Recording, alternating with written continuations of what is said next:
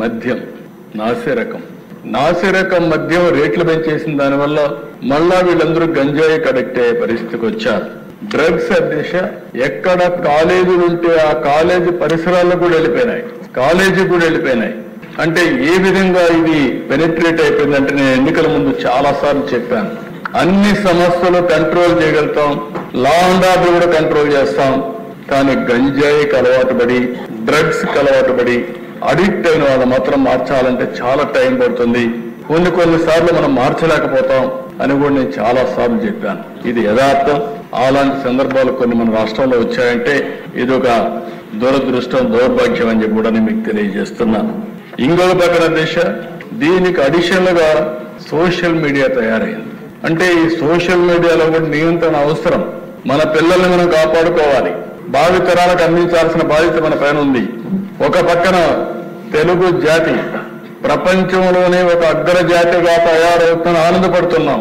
ఇంకో పక్క ఈ రాష్ట్రంలో ఉండి మన పిల్లలు సర్వనాశనం అయిపోయే పరిస్థితికి వచ్చారని బాధపడుతున్నాం. ఉదాహరణకు మీరు చూస్తే అమెరికాలో దిశ తలసరి ఆదాయం భారతీయులది $1,20,000. అందులో 35% తెలుగు వారు ఉన్నారు. ఇంకో పక్కన దిశ ఇక్కడుండే మన తలసరి ఆదాయం $3,000.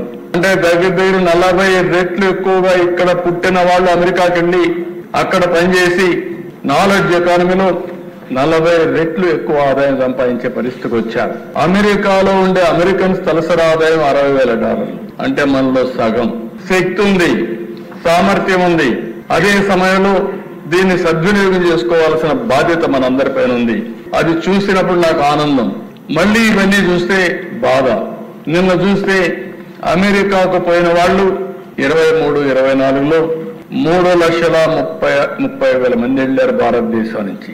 అందులో 1,86,000 మంది అంటే 56% తెలుగు వాళ్ళు వెళ్ళారు. భారతదేశం మొత్తం 65,000 కోట్ల రూపాయలు ఖర్చు పెడుతున్నారు.